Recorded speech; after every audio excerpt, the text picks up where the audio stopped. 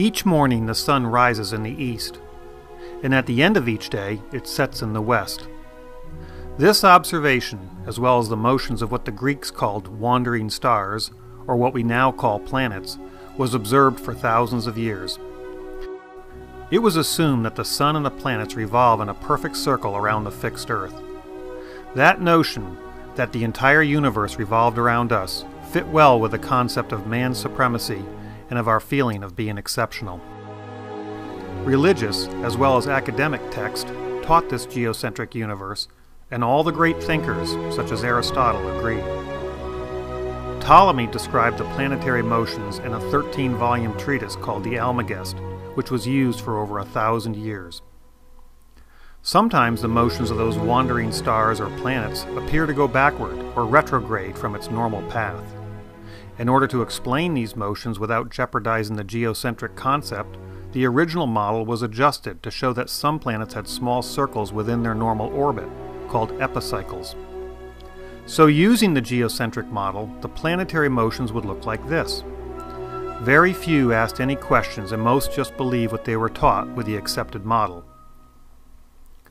Because everyone could see the obvious motion of the sun, anyone who questioned the well-established geocentric theory was mocked or thought to be crazy. But some had questions, even if they didn't have all the answers. Those who questioned the fixed Earth got debunked by counter-arguments that they could not answer at the time. For example, if the Earth was spinning, why don't we get dizzy, or just fly off, like water off a wet dog? Or from a technical perspective, why didn't they see any stellar parallax or relative change in the positions of the stars as we orbit the Sun?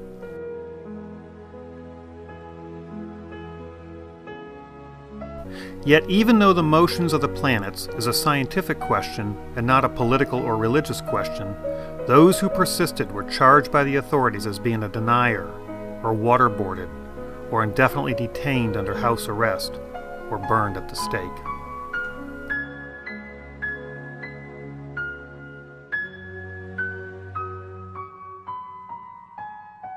So, does the sun go around the Earth, or the Earth go around the sun?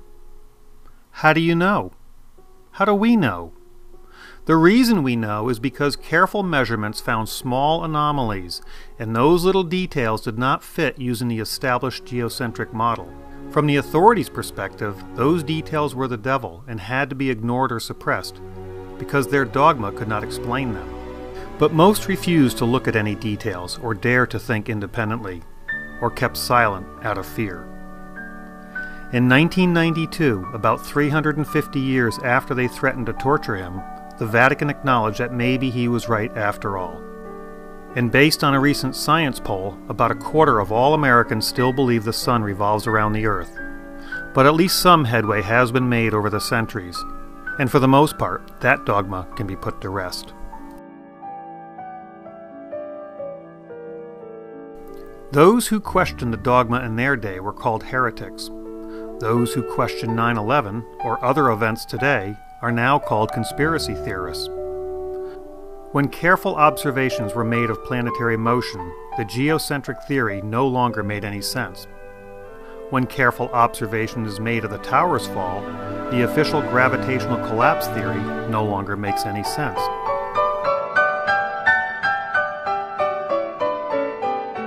Observations through telescopes revealed round moons orbiting Jupiter, so the notion of everything revolving around the Earth no longer made sense. Observations through microscopes revealed round spheres of iron, so the theory that only an office fire was involved in the tower's demolition no longer made sense. When one observes retrograde motion of the planets, it's not because of any special epicycle, but because of the differences in orbital speeds of the planets going around the Sun. When one observes the smooth downward motion of the towers, or the free fall of Building 7, it's not because of a natural collapse, but rather some type of intentional demolition. Although they may look similar, planets don't orbit in a perfect circle, but rather an ellipse. Although they may look similar, this is the result of a gravitational building collapse. This is the result of a skyscraper fire. And this is all that's left of skyscrapers that were blown up. When one carefully tests the red-gray chips found in the dust, one realizes that it's not primer paint, but rather a military incendiary known as nanothermite. Galileo's telescope didn't stop working when pointed from the Earth to the sky, just because what he saw was contrary to religious doctrine. College physics doesn't become conspiracy physics just because we are studying how the buildings fell in 9/11. Carl Sagan understood the need to question authority so that we don't get bamboozled and abused like we have so many times in the past. If we are not able to ask skeptical questions, to interrogate those who tell us that something is true, to be skeptical of those in authority, then we're up for grabs for the next charlatan, political or religious, who comes ambling along. Yet when questioned, the authorities involved claim total ignorance, even with the most obvious of details. Building 7 I often hear about. No plane hit Building 7. Why did Building 7 come down? What do you tell people? What is Building 7? Or when it was at Building 5 or the building that wasn't hit by the plane? Building 7. I have no idea. I've never heard that. Sagan also understood how scientifically ignorant our leaders can be. That's right. And if we don't understand it, and by we I mean the general public, if it's something that, oh, I'm not good at that, I don't know anything about it, then who is making all the decisions about science and technology that are going to determine what kind of future our children live in? Just some members of Congress? But there's no more than a handful of members of Congress with any background in science at all. And even our leaders are easily fooled, believing the most nonsensical dogma as long as it fits with their personal belief system. Congressman, the evidence that the World Trade Center Building 7 was brought down with explosives on 9/11 is real and proven, and more people are waking up to it every day. How much more trust of the American public does Congress have to lose before it faces reality and acknowledges the need for a new investigation into Building 7's destruction? I don't think it needs any more investigation. I don't think that. I think the way that those towers were brought down were by radical Islamic terrorists, and that's the way it is, and I think every investigation has shown that so far. Did you read the 9/11 investigation by the committees? No, I did not. But you think it was adequate enough? Yeah, I think so. While 19 radical Islamist terrorists might have been in the planes, they could not have blown up the towers, no matter how much it agrees with his beliefs. But another 19 had the means and motives to take those towers down. In the investigations he didn't read, never explained the devilish details, including the downward motion of the towers, the source of the sulfur considered to be the deepest of mysteries, the fall of the spire, those spheres of iron, the free fall of 7, the nanothermite, and so much more. The study of evidence and motion of the planets is not heresy, it's science. The study of evidence and motion of how buildings fall is not conspiracy theory, it's science. The rush to judgment is inherent in all of us, based on the limited information we receive. If you don't understand the details of an event, you will fall for the official story explained by the authorities and their media.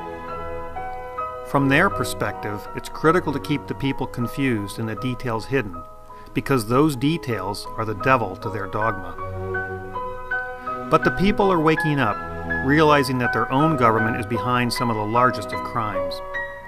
And once those details are exposed, we can see that the emperor is wearing no clothes. So why would a government attack their own citizens?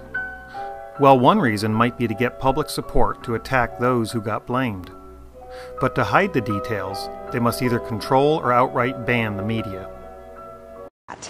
See, the banning of YouTube was actually prompted by a video posted on the site that was allegedly leaked from top Turkish officials. In the discussion, head of Turkish intelligence Hakan Fidan says, quote, "I'll send 4 men from Syria if that's what it takes. I'll make up a cause of war by ordering a missile attack on Turkey. We can also prepare an attack on Suleiman Shah's tomb if necessary." So basically, Turkey's intelligence chief is saying that he's going to make up a false pretext to militarily intervene in Syria by hiring 4 men to attack his own country. As the Undersecretary of the Minister of Foreign Affairs explains, we're going to portray this as Al-Qaeda. Wow.